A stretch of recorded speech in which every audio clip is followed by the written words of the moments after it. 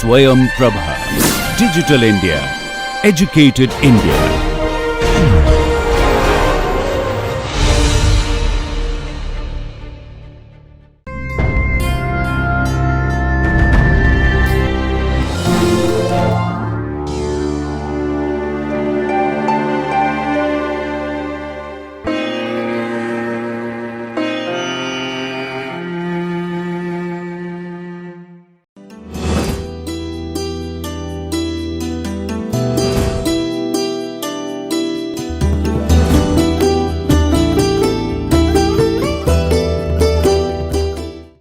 Hello friends, welcome to this course on education for sustainable development. In the last class we are discussing about the peace and non-violence, and we are discussing about some of the African studies, African projects, and how they were trying, the UNESCO officials and the project researchers, they have tried, they were trying to inculcate this kind of peace and non-violence education among the citizens, among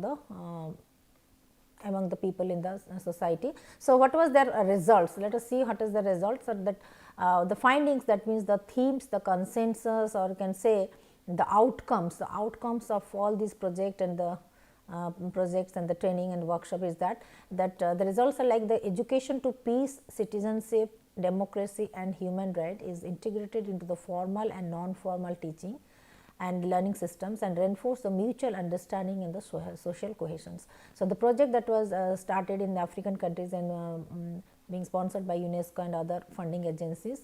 So, at the end what happened, that what the conclusion was, that the conclusion of the project findings were like that: how to implement this kind of thought process, this kind of education, information awareness, both in the formal way and in the informal way, that is for how to inculcate in the culture, in the cultural practices, the values of peace, citizenship, democracy, human rights, gender equality, then sharing the resources and sharing and protecting our natural resources, all kinds of things, how to incorporate it in the both in the formal learning as well as in the informal learning system, in the governance, and how to reinforce it for the mutual understanding and cohesion. And in day to day practices, how the citizens can be motivated, can be promoted, can be motivated, encouraged to practice these things in the day to day life, even not that means beyond the classroom situations, beyond the educational institutions, that means in our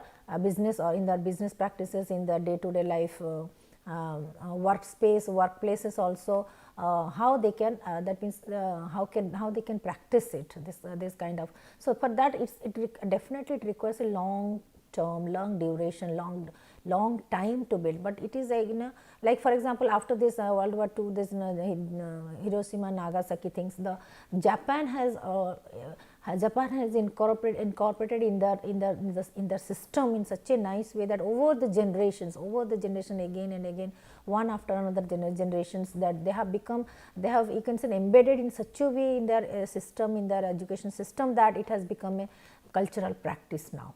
Similar, but over the generation, it cannot happen overnight, it cannot happen in one generation, in one things, but over the generation, if you go on practicing this, if you go on implementing in our system like this, then after two generation or three generation, then our people, our culture will be like that, because it becomes then a cultural features, elements and cultural practices. So, the government, so the empowerment, the civic engagement and the democratic participations of young African women and men are promoted through inclusive youth policies, youth led programs on the culture of peace. So, ultimately what happened, the African women, African citizens, they were encouraged to, that means through youth volunteers, youth groups, youth policies, youth led programs, because youth they are the leaders, you can say they are the leaders, and by mobilizing the youth, our youth resources of any country's youth by introducing different youth policies, when developing different organizations and the youth led programs, and giving them the responsibility to volunteer and engage them in various kind of the social activities, health services. So, that can actually promote the culture of peace. So, for this, we have to engage our citizens, especially the youth. So, youth, they are the leaders, they are the future that means they are the future citizens of our, future citizens, future you can say future, that means stakeholders, future that means more future leaders. So, by initiating, by mobilizing our youth, by introducing by different policies, programs, and mobilizing them, engaging them, so we can build it kind of culture of peace. And in Africa also, the after this kind of action research project, they have also blended it in their system through education, both informal way, even in media, through media also, publicizing it through media, then and nowadays this is the through now digital platform in the internet. It is again we can that means all the citizens across the globe, they can share and share their views and ideas, and get the even get the suggestions and the advice and help from other countries also. So, role of education in promoting the peace, sustainable development, and the global citizenship. So, now gradually we have to come to the concept of global citizenship. So, education for definitely ESD plays a key role in promoting the values of peace and creating the world of culture of peace that requires the involvement of all parties. That in the society, it is not the responsibility of government, or it is not the responsibility of state government, central government, or the educational institutions, etc., but it is the responsibility of every citizen, especially all the adult citizens. So, in the society, and because all of us we together, we collaborate through our collaboration and cooperation, we develop the world's culture of institutions such as the United Nations system, governments, policies. Now, all these our all kinds of the global associations like the G20 countries, this summit, that summit, and then the SARC countries. So, these kind of things, organizations and etc., are the outcome of, are the result of all this global cooperation, regional cooperation, global cooperation. So, United Nations system, government, politicians. So, it is a multi-stakeholder engagement, like politicians, NGOs and the scientists, civil society, the media, then the educational institution definitely plays a very important role, then parents as the stakeholders. So, it is a multi-stakeholder responsibility, but therefore multi-stakeholder engagement. So, all the stakeholders, all the citizens, rather than all the citizens, how we can collaborate, how we can cooperate, how can we think, how can we build our society with a positive mindset, and how can we build our society and keep it together, then cohesive, etc., towards building that kind of culture and nation of nation of peace, nation of prosperity, nation of universal brotherhood. So, for that reason, global citizenship, all of the global citizenship characteristics and the features should be inculcated, incorporated in our education system. It should be nurtured among our citizens. So, therefore, that can only be possible in the multi-stakeholder partnership framework. So, now the development of the global citizenship. Although the peace education is often based on the schools and other learning environments, it should also involve the entire community. So, peace education, when we are talking about it, is not just about the school curriculum or the college curriculum or the school education or the formal syllabus, but it is about educating the whole community, educating the whole entire community, the society. So, as a peace education is not only necessity in the areas where there are conflicts, but also in all society. That means it should be embedded in our society in such a way that every citizen, every community, every person, every individual should be conscious of developing that features, like being positive, being cool, being calm, being responsible, being generous, and being open minded in, and being helpful, being empathetic. So, all kinds of the features these are, because these positive characteristics are are the components of the peace education. By just giving developing the content and developing the books and distributing it in the schools and putting it in the syllabus will not make the society a peaceful society. It has to be reflected in our thought, in our thinking, in our emotions, in our feeling, in our behavior, in our practice, in our interaction. So, that means like the air we breathe, the food we take, and the and the water we drink. See, everywhere it has to be there, it has to be completely that means embedded in our system, in our life. It should become, it should be part of our life system also, like the way we take breathe air. Similarly, we have, it has to be injected, it has to be injected in our thought process, it has to be injected in our mind, in our cognition and in our collective consciousness. So, parents are especially important for this, and they must encourage the strong family values that foster the culture of peace. So, being the global citizen, it is not bad that we are adopting some of the lifestyles, some of the things from other countries, from the West, from other, it is not a bad thing, but thing is that we must develop an attitude of being positive, being adaptive, and we are welcoming all the positive things from every culture, being culturally responsive, culturally you can culturally tolerant, culturally caring people, culturally responsible people. So, we respect every culture, but at the same time, if we want to adopt, because in the process of acculturation, definitely knowingly or unknowingly, consciously, unconsciously, we are adopting some of the habits, some of the behavioral patterns, some of the thought process, etc., from the West also. There is a complete blending of mixture of East and West, North and South. That's not a bad issue. This is a good thing.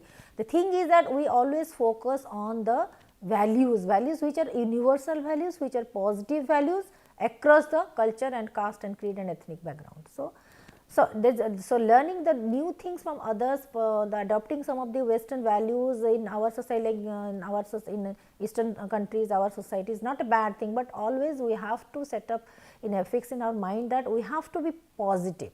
We have to be positive, irrespective of any culture, caste, creed, etc. So, that kind of attitude, that kind of belief system, that kind of values, that kind of habits, that kind of mindset we should develop in our society. That can only bring the culture of peace.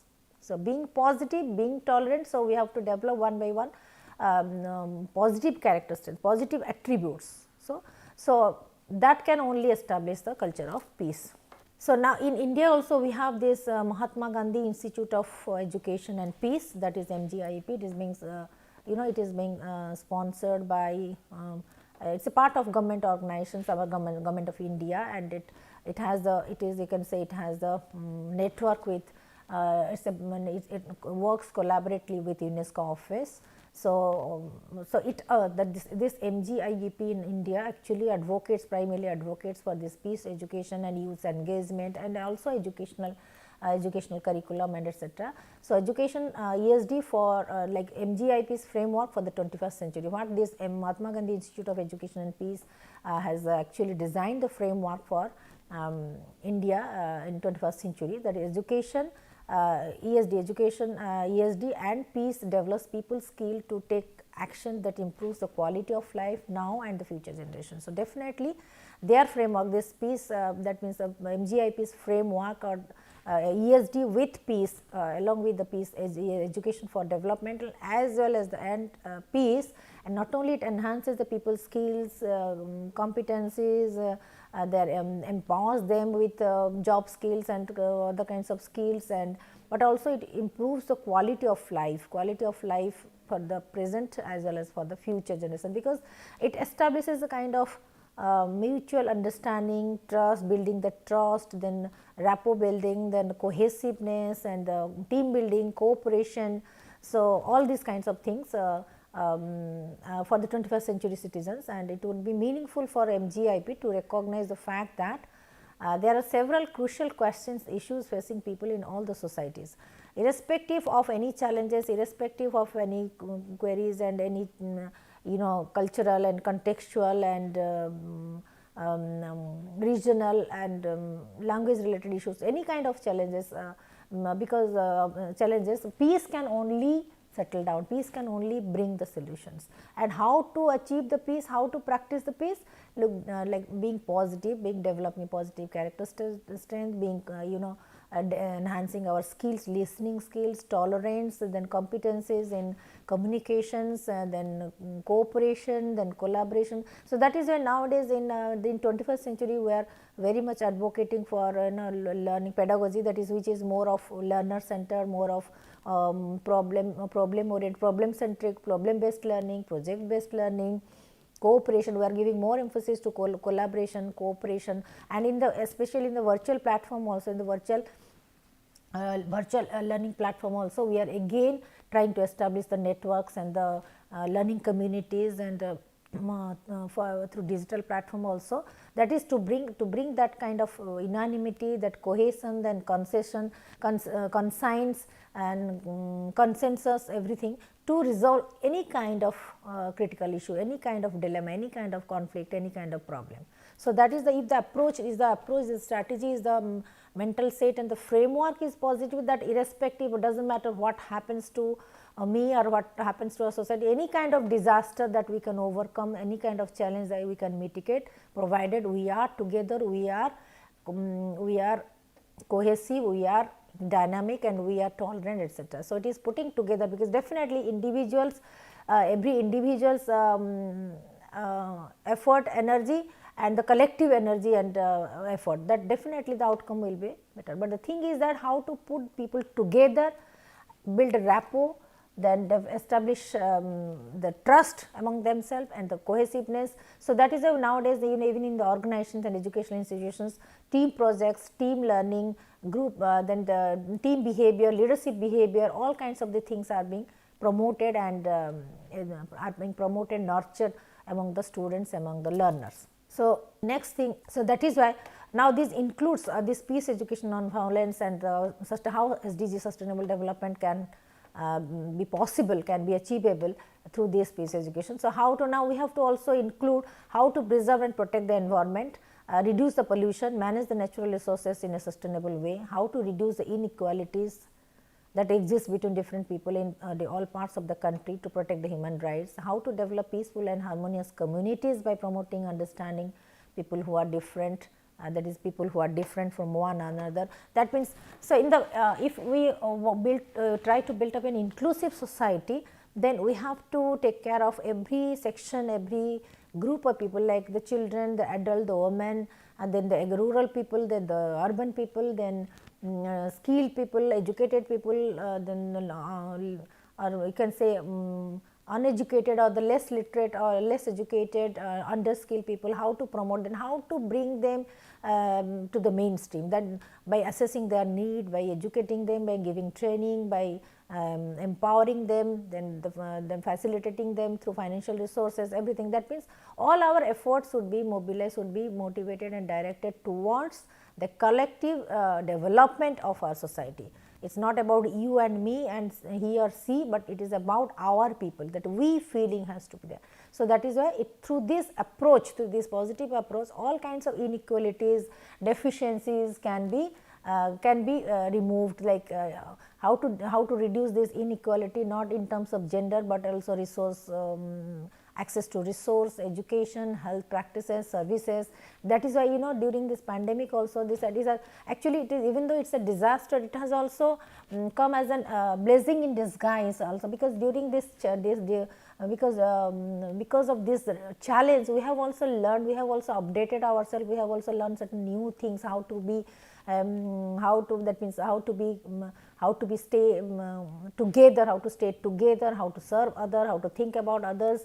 So, and others, we are also, that means in this process, during this process also we develop the cohesiveness and the learn about the we feeling, learn about the togetherness. Similarly, we are also very, as the during this pandemic also, as pollution level also, greenhouse effect also reduced a lot. So, how we could also learn about some of the sustainable ways of living, sustainable ways of resource utilization in a very natural process, in a sustainable way, so that we can preserve it, we can preserve it, and you can reduce some of the wastage and bad habits and the waste products. Then how to be peaceful and harmonious in communities by promoting the understanding between different communities, people, even though, because not that in our society, not only the diversity is there in terms of ethnic background or religion or beliefs and practices, but also in terms of individual capacity. So, now in our society, people are having also from the different background, these are called the differently abled people. So, how to take care of them, how to educate them. So, it is not just about the common man, or it is not about the average population, but we should also be very careful about the differently abled people also. So, that kind of understanding, that kind of compassion, empathetic attitude, thinking for others, that also brings a kind of harmony in our society and promotes that understanding, promotes the understanding within the country. So, gradually we can now, for example, during this crisis, how we share our resources, our vaccines, how India has taken the responsibility of producing the vaccines and exporting to other countries, and during the wars, and during the wars and terrorism also, how our army, how our defense system are being provided with the things to combat that combat the conflict, etc. So, these are the intercontinental, inter country and all kinds of across the globe, group, country, continental cooperations are also there. So, in this way we can promote this attitude of global citizenship. So, how ESD has in its many forms has permeated most of the systems of education across the globe. So, similarly we have to look at the different education systems in different countries, like in European countries, Finland has a very good very healthy education system, and they are the happy people, and when the global index of gross national index, global index of happiness comes in, the education efficacy comes in the Scandinavian countries, the Finland as a country, they are in the top higher rankings, they are having the top ranks, higher ranks, because what kind of systems, what kind of practices, what kind of schedule, what kind of activities they are following. So, we have to be vigilant, we have to be observant, we have to observe all these things, because observing other countries systems, their education, their all kinds of the science, technology, innovations, we not only we learn the new things, but also we try to apply it in our case. So, there is taking nothing, there is nothing bad in accepting, in welcoming, in adopting the positive things. So, looking at or comparing our education system to other countries education system, be it European education system and or Australian and or other countries education systems, always we can evaluate, we can learn about the new practices they are using, they are practicing, they are using, and how we can adopt these in our country, in our context, with the new education policy also, new education policy 2020. So, our all kinds of educational things have been updated, because we have to compare ourselves across the globe, that means the global context. So, to bring parity, to bring uniformity. In our, so that is this the MOOC courses, this Coursera, MOOC courses, distance learning courses, again these are an effort of the government to to provide quality education, to provide the quality education to all citizens, to all stakeholders, to all learners across the country as well as across the globe. So, the primary thing is that all kinds of the workshops now in this pandemic stage, these webinars, the online conferences, virtual meetings, even international conferences.